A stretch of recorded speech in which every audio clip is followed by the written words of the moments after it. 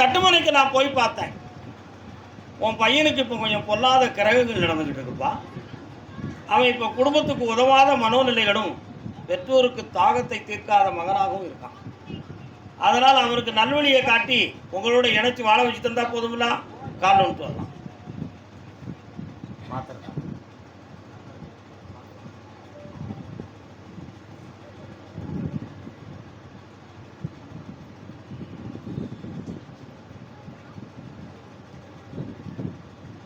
அதனால எல்லாம் வெற்றியாக்கி தெளிவாக்கி தரேன்.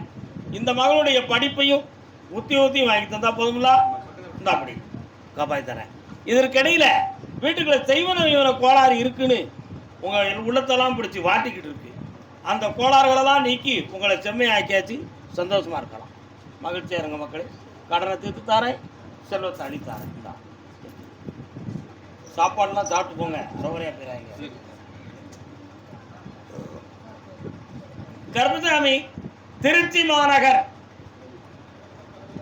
மீண்டும் அழைப்போம். பாளையத்துக்காரன் கோயம்புத்தூர்னு வந்தா நான் இடிச்சு வாங்கினா. திருச்சி மாநகர் திருச்சி பொறுங்க. சொத்து சொந்தமாக மனக்குழப்பம் உடையவர் யார்? வாங்க.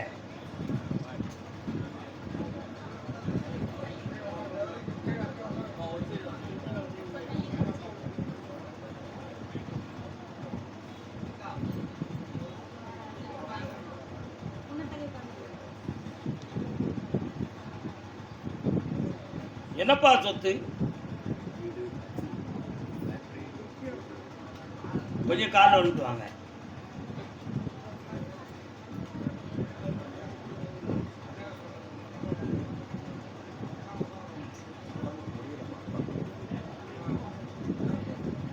உன்னுடைய கட்டுமனைக்கு நான் போய் பார்த்தேன். 8 ஆண்டு காலங்களாகவே செய்யும் தொழிலில் மன வருத்தம் ஏற்பட்டு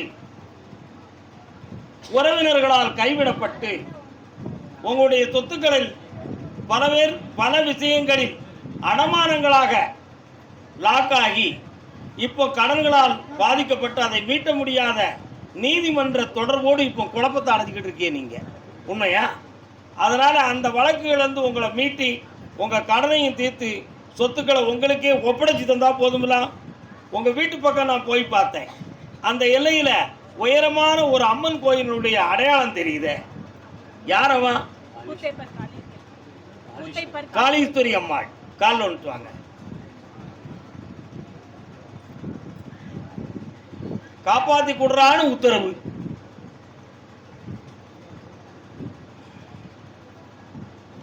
வார வேலைக்கிழமை மாலையில் என்னை வந்து பார்க்கணும். நல்ல மார்க்கம் செய்து உங்களை காப்பாற்றி தந்துடுறேன். உங்க சொத்து உங்களுக்கு கிடைச்சாச்சு. இன்னொரு இடத்துல இருந்து உங்களுக்கு பண உதவி வருது. சரிதானா? வாங்கி தந்துட்டேன். ஜெயிச்சிரு, நல்லா இரு. அதுக்கு ஒரு செக்யூரிட்டி இன்னொரு மனிதன் உதவுவான். அசத்துவோம். ஓ என்ன ஒரு சாயங்காலம் என்ன பார்த்து போங்க. உட்கார். அதே திருச்சி மாநகர். அப்படியா? பிள்ளையின் கல்வி சம்பந்தமாக கேட்க வந்தது யார்? கல்வி சம்பந்தமாக கேட்க வந்தது யார்ப்பா? படிப்பு சம்பந்தமான கேள்வி. மைக்கில் சொல்லு.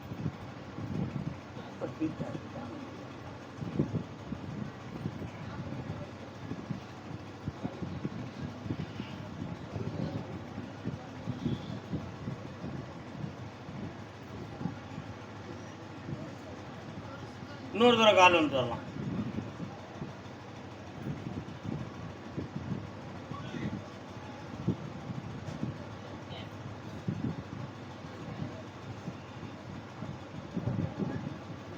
உன்னுடைய கட்டுமனைக்கு நான் போய் பார்த்தேன். மகனும் அவன் துணைவியும் அந்த வாழ்க்கையினுடைய கேள்விக்குறிகள் குழப்பமானதாக நடந்து கொண்டிருக்கு. அதுல எந்த ஒரு பிளவு இல்லாமலும் இணைத்து சேர்த்து வச்சு தந்தா போதுமா? ஆனா ஒருத்தர் மட்டும் அதுக்கு பொருத்தமில்லாத மனநிலை உடையவராக இருக்கிறாங்க. அதை நான் மூடி மறைச்சு நான் பேசுறேன். அதை புரிஞ்சுக்கணும். வெளிப்படையா பேசுறேன். வாழ்க்கையை சரியாக்கி தந்துடுறேன். வேற என்ன வேணும்? கண்ணை முடிக்கலாம். ஒரு முறை என்கிட்ட கொண்டு வந்துட முடியுமா? கொண்டு வந்தனைக்கு சரியாக்கி தரேன், தெளிவாக்கி தந்துடுறேன். ஏன்னா ஒரு வார்த்தையை சொன்னால் நீங்கள் வருத்தப்படுவீங்க. பையனை பற்றி இல்லை, வாழ்க்கையினுடைய நிலைகளை பற்றி. அதை மாற்றி தரேன், தெளிவாக்குறேன். இதில் 2 அதே திருச்சி மாநகர் எல்லை. அப்படியா? சரி, உடல்நிலை சம்பந்தமாக கேட்க வந்தது யாருப்பா? கால்னு சொல்லலாம். ஏன் நான் சொல்றது நீங்க தெளிவா கேட்டு வந்தா தான் உங்களுக்கு உண்மையான விளக்கம் கிடைக்கும். நீங்க ஆசைப்பட்டு வந்துட்டீங்கன்னா உங்களுக்கு தெளிவு கிடைக்காது. யாரும் அதை தப்பா நினைக்க கூடாது. புரியுதா? கால்னு சொல்லலாம்.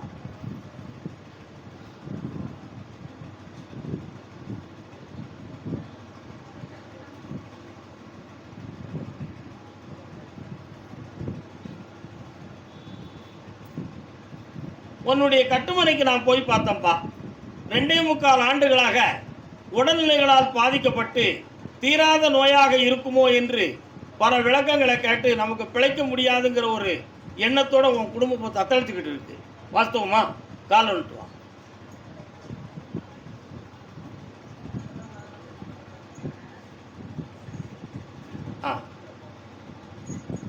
இந்த காரணத்துக்கு வேற ஏதும் கிரக கோளாறுகளா அல்லது மனிதர்களால் இடைஞ்சல் நடந்திருக்குமா என்ற ஒரு சிந்தனை. அப்படி மனிதர்களால் எந்த ஒரு வெளி சூனியமும் நடக்கலை. இது கிரகங்களால் ஆன விஷயம்தான். இந்த விஷயம் உனக்கு தீர்வதற்கு வைகாசி 20ஆம் தேதி வரை கால அவகாசம் இருக்கு. பொறுமையாக இருந்துக்கா, ஆபத்தில்லாமல் காப்பாற்றித்தரேன். வேற என்னடா வேணும்? பக்கத்தில் வா, இன்னும் கொஞ்சம் பக்கத்தில் வா. கண்ணை மட்டும் முடிக்கா.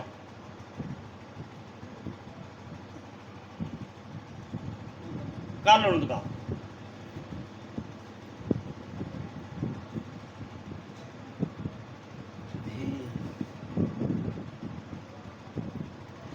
கொஞ்சங்கிற படு பார்ப்போம்.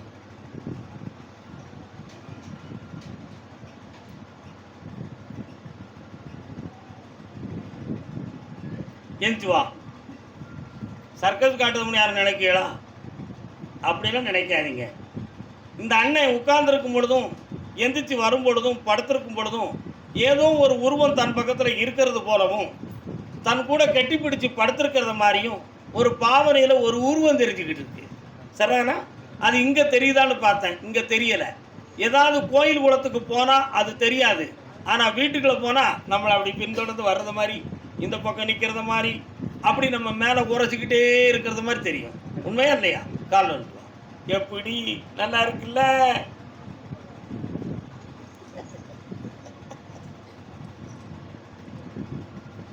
அதை தீர்க்க முடியுமா? எப்படியாப்பட்ட விஷயத்தையுமே தீர்த்துட்டோம். இதை தீர்க்க முடியாத நமக்கு உடனே முடியும். சரிண்ணா?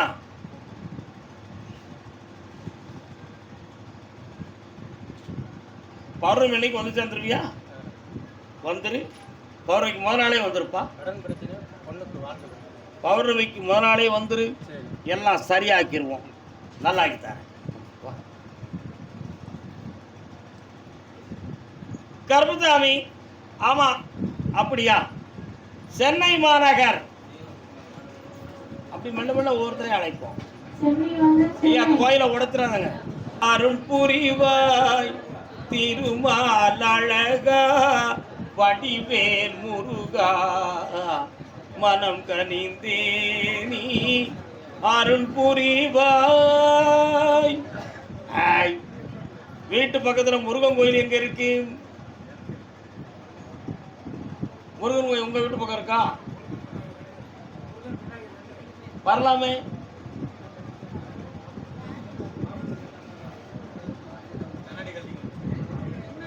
காலைல வந்துட்டு வரலாம். சினம் எதன் செய்கையில் சேராதிருக்கவும்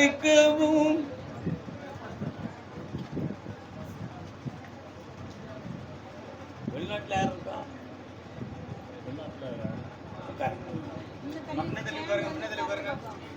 வெளிநாட்டில் ஒர்க் பண்ணி வந்துட்டேங்க. வெளிநாட்டில் இருந்தீங்க அப்படி சொல்லுங்க. அது இல்லாமல் நான் ஒரு வார்த்தையை விடுவேன். பணங்களை பற்றி இழந்ததில் ஒரு மன வருத்தம் இருக்கா? ஒரு பிள்ளையை பற்றி வாழ்க்கையில குழப்பம் அடைந்தது ஒரு மாபெரும் தீராத குழப்பம் ஆமாங்க, 14 வருஷம் கழிச்சு புள்ளி இப்போ தான் பார்த்தேன். இன்னும் அது நம்ம கூட நிலைக்குமா நிலைக்காதாங்கிற மண்டைக்குள்ள உரைத்த ஒரு கேள்வி ஆமாங்க, இருக்கா? இதற்கிடையில வயிற்றுக்கு கீழே முட்டுக்கு மேலே வலி இருக்க, இது அறுவை சிகிச்சை ஆகுமா அல்லது சீராகுமா ஆகாதாங்கிற வேதனை இருக்கா இல்லையா? இது அத்தனையும் இருக்கு. கருப்பசாமி, எப்படியா எனக்கு சரி பண்ணி தருவேன்? இன்னும் ஒரு வீடு ஒன்று அமையணுங்கிற ஒரு ஆசை மண்டையில் உழைச்சிக்கிட்டு இருக்கு. பண்ணி தந்துருவோம். கால் வந்துட்டாங்க.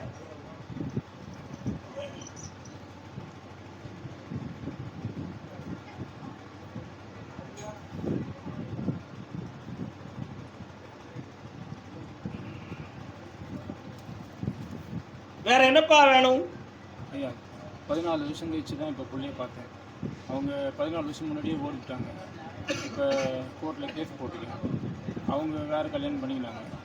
இப்போ புள்ள மட்டும் நம்மளுக்கு வேணும். திருப்பி கொண்டு வந்துட்டா போதுமா? புள்ள அடுத்து அந்த வாழ்க்கையை வேற மாதிரி மறுதளிப்பு செய்வோம். புள்ள நல்லா இருக்கணும். எஸ், லைஃப் ஆக்கித்தாரேன். இந்த அப்படி என்னை தனியாக பார்த்துட்டு போ, ஜெயிச்சு போ. இந்தா ஒரு 1 கோடி ரூபா நஷ்டமாயிருக்கு, அதையெல்லாம் வெற்றி ஆக்கி தரேன். நல்லா இருக்கும். வா செல்லக்கா, வா. என்னது குழந்தை தங்காமல் இருக்கு அக்கா பொண்ணுக்கு. யாருக்கு? அக்கா பொண்ணுக்கு. அக்கா பொண்ணா இருக்கிறனால தான் நான் பேசுகிறேன். அவங்களுக்கு கல்யாணம் அவங்க இங்கே வரணும், குழந்தை பாக்கியம் நான் கொடுப்பேன். போயிட்டு சாப்பாடை பிடிச்சிட்டு போங்க, இருந்து என்னை பார்த்து போங்க. அதெல்லாம் அப்படியே சொல்லி முடிச்சிட்டேன். ஜெயிச்சிருவோம். பையன் சேர்த்துருவோம். கேட்டு வந்தது யாருமா?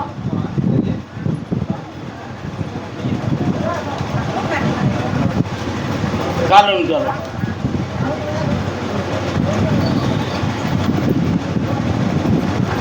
ஆதாரம் உன் திருப்பாதாரம், இந்த அவனியில் உனையன்றி துணையேது முருகா. இன்னொரு பையன் உண்டுல,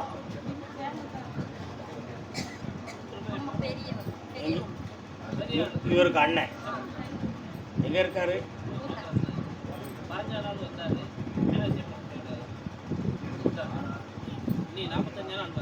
பொறுமையா இருங்க, பேச்ச குறைங்க, கண்ணை மூடுங்க.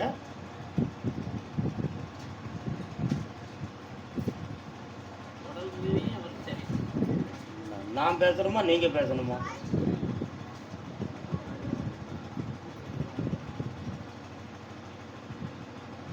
சரி, 2 காலில் வந்துட்டு வாங்க.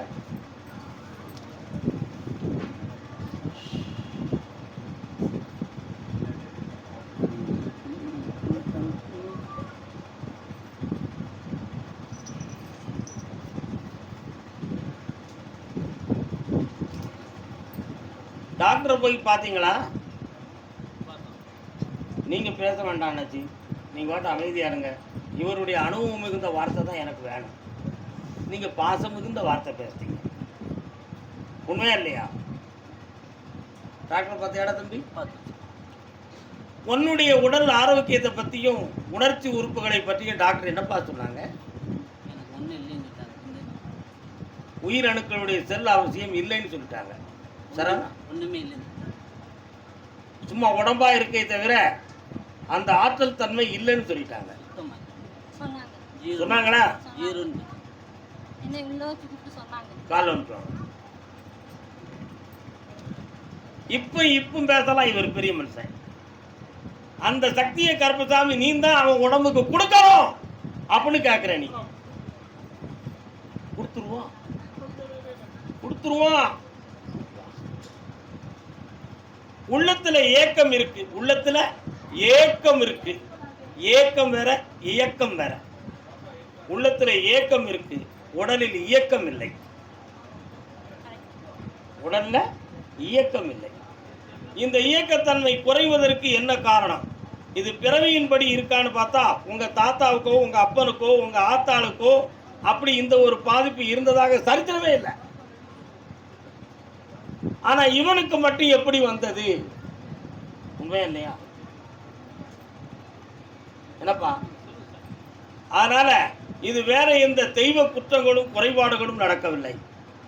உள்ளியலான தன்மையில் உடல் உறுப்புகள் உணர்வுகள் இழந்து சில அமில சுரப்பிகள் வந்து பாதிக்கப்பட்டிருக்கு. உனக்கு ஒரு தெய்வ சக்தியை கொடுத்து சும்மா உணர்ச்சி ஆட்டம் ஆடிக்கிட்டு இருக்கியே தவிர அது ஒரு தெய்வம் அல்ல, அது ஒரு ஆங்காரம். சரிண்ணா? அதனால எந்த பலனும் கிடைக்கல. அதனால உன் உடம்புக்கு ஒரு புதிய சக்தியை தரேன்.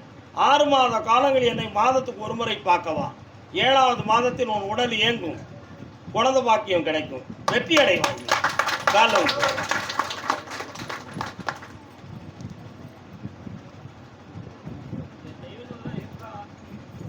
அது இருந்தானே இல்லாம போன நமக்கு நம்ம இருக்கணும் நல்ல.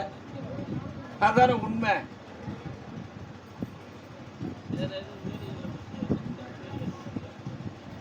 வீடெல்லாம் ஒண்ணு இல்லைண்ணே, அதெல்லாம் சரியா இருக்கு.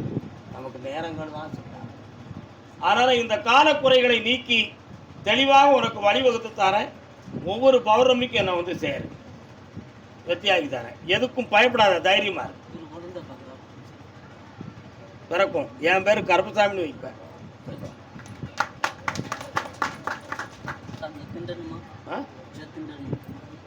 சும்மா வச்சு கும்பிட்டுக்கோ. அன்னதானம் சாப்பிட்டு போங்க, அரைமுறையாக போயிடாதீங்க. முதல்ல சாமிகள்கிட்ட சாமி தெய்வ வழிபாடுகள் பண்ணும் பொழுது நீ அதை செய், நான் இதை செஞ்சிருந்தேன், நீ எனக்கு இதை செஞ்சாதான் நான் செய்வேன் அப்படிங்கிற சவால் விடுற குணங்கள் இருக்கக்கூடாது. பணிந்து போகணும், பாதர சரண் அடையணும். அந்த சரணாகதிக்கு பிறகு அந்த தெய்வ சக்திகள் நம் மீது இரக்கம் கொண்டு நம் மீது கருணை கொள்ள வேண்டும். நம்முடைய வீரப்ப இறை சக்தியிட்ட போய் காட்டக்கூடாது. அந்த தன்மைகளையும் குணத்தையும் முதல்ல மாற்றணும். சரணா? அது மாறிவிட்டால் எல்லாமே கிடைச்சாச்சு, வாங்கிக்கலாம். வெற்றி உண்டு. காப்பாற்றித்தார. நல்லா இருங்க மக்களே. கருப்பசாமி அதே சென்னை மாநகர் நீதிமன்ற தொடர்புடையவர் யார்? உன்னுடைய கட்டுமனைக்கு நான் போய் பார்த்தேன். முதல்ல உன்னுடைய மேல் மட்டத்தினுடைய உள்ளத்துல உன் பிள்ளைகளை பற்றிய கவலையும் வேதனையும் தான் முதல்ல மேலே இருக்கு. ஒன்று அப்படின்னா முதல்ல அதுதான் வருது. கோயிலுக்குள்ள போன் பேசாத. இரண்டாவதாக பார்த்தால் பிள்ளைங்களுடைய வாழ்க்கைக்கு ஆதாரம் மிகுந்த தொழில் சம்பந்தமான மனக்குழப்பங்கள் நடந்துகிட்டு இருக்கு. மூன்றாவதான அடித்தளத்தில் போய் பார்த்தோம்னா இந்த கேஸுகள் இவையெல்லாம் வில்லங்கமாக இருந்து சொத்துக்களை பூரணமாக அனுபவிக்க முடியாத குற்றங்கள் நடந்துகிட்டு இருக்கு. உண்மையா? காலம்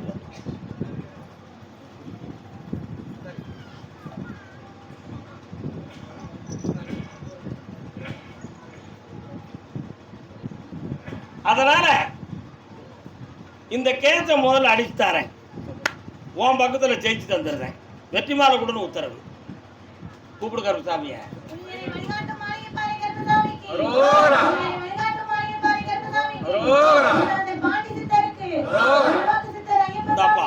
கேஸை அடிச்சாச்சு, ஜெயிச்சுக்கலாம். அடுத்து உன் பிள்ளைகளுடைய வாழ்க்கையை சரியாக்கி தரேன். உன்னுடைய இடுப்புக்கு கீழே உடல் அடிக்கடி மரமரப்பும் வலி வேதனையும் இருக்கு.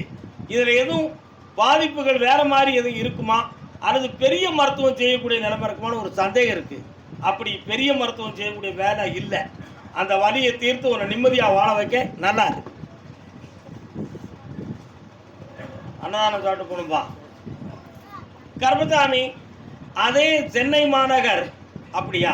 யாருக்குன்னு கேட்குற. கணவன் மனைவி பிரிவான விஷயம் யாருக்கு? அப்படியாம்மா? யார் இந்த குட்டி பிள்ளை? கட்டி கொடுத்துட்டியா? எங்க இருக்கா உன் புருஷன்? வரமாட்டுக்கானா? அப்படியா? கையில கட்டி எடுத்துருவோமா? காலில் விட்டுருவான். கவலைப்படாத, அவ்வளோ வாழ வைக்கணும், அவ்வளோதானே. நீ காலில் விட்டுருவான்.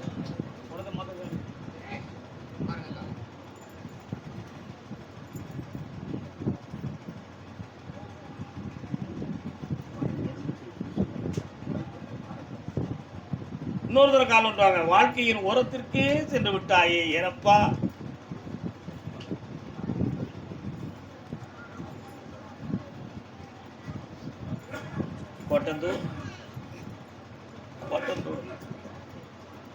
உன்னுடைய கட்டுமனைக்கு போய் பார்த்தேன். உன் புருஷனுடைய மனசுல உன் குடும்பத்துக்காரங்களுடைய செயல்பாடுகள் பிடிக்கல. புரியுதா? அதை ஒரு காரணமாக்கி நீ உங்க அப்பா அத்தா வீட்டிலேயே இரு, நான் வந்து என் வழியை நான் பார்த்துக்கிறேன் அப்படி சொல்லி அவங்க சொல்ல கேட்டு அவன் பிரிஞ்சு உட்கார்ந்துருக்கான். அப்படி நீ வரணும்னா நீ மட்டும் புறப்பட்டு வா, நான் உன்னை கூப்பிட மாட்டேன். எப்படி சொன்னா, நான் ஒன்றும் உன்னை கூப்பிட வர மாட்டேன், நீ வேணா வா, நான் உன்னை சந்திச்சு கூப்பிட்டு போறேன் சொன்னாங்களா அவன்கிட்ட. கால் வந்துட்டான். போயிடலாமா? போகக்கூடாது. நம்ம அதனால அவன் வருவானா வரமாட்டானா அப்படின்னு பார்க்கணும்ல. கண்ணை மூடு. வருவாரோ வர மாட்டார் ஐயா மோட்டார் வண்டியிலே. கையில போன் வச்சிருக்கான். ஓய் குட்டி, போன் அடிக்கடி பேசுறானே, கால் வந்துட்டான்.